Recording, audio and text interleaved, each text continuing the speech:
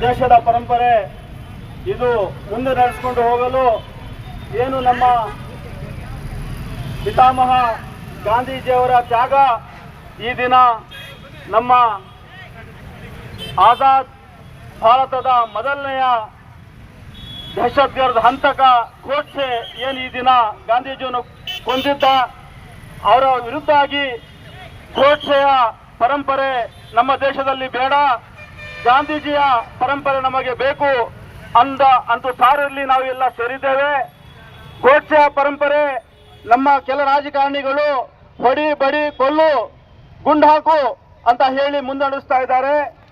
ನಾವು ಅದು ವಿರೋಧಿಸಿ ಗಾಂಧೀಜಿಯ ಪರಂಪರೆ, ನಾವು ಬಸವಣ್ಣನ ಪರಂಪರೆ, ಅಬುಲ್ ಕಲಾಂ ಅವರ ಪರಂಪರೆ ಮುಂದೆ ಒರೆಸಬೇಕು.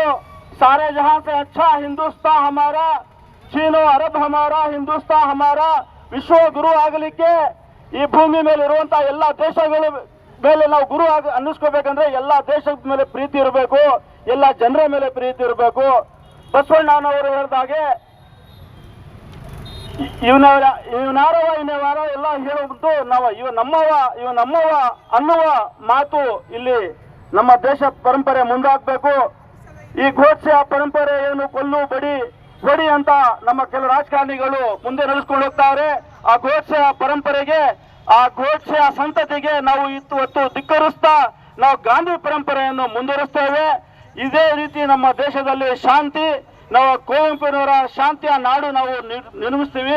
ಈ ಕಲ್ಪತರು ನಾಡಿನಲ್ಲಿ ಶಾಂತಿ, ಪ್ರಗತಿ, ಉನ್ನತಿಗಾಗಿ ನಾವು ಕೆಲಸ ಮಾಡ್ತೇವೆ. ಜೈ ಹಿಂದ್, ಜೈ ಕರ್ನಾಟಕ.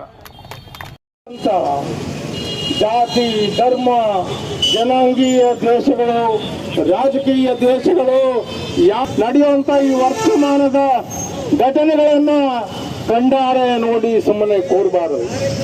ಇತ್ತೀಚಿನ ಈ ವರ್ತಮಾನದ ಘಟನೆಗಳನ್ನು ನೀವು ನೋಡ್ತಾ ಇದ್ದೇವೆ, ಅನುಭವಿಸ್ತಾ ಇದ್ದೇವೆ.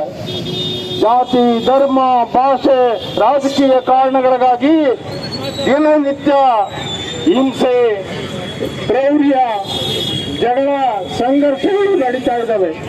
ಇದು ನಮ್ಮನ್ನೇ ನಾವು ಕೊಂದುಕೊಳ್ಳುವಂತ ಕೆಲಸ, ಹಾಗೆ ಈ ಜಗತ್ತನ್ನು ಕೂಡ ಕಳ್ಕೊಳ್ಳುವಂತ ಕೆಲಸ.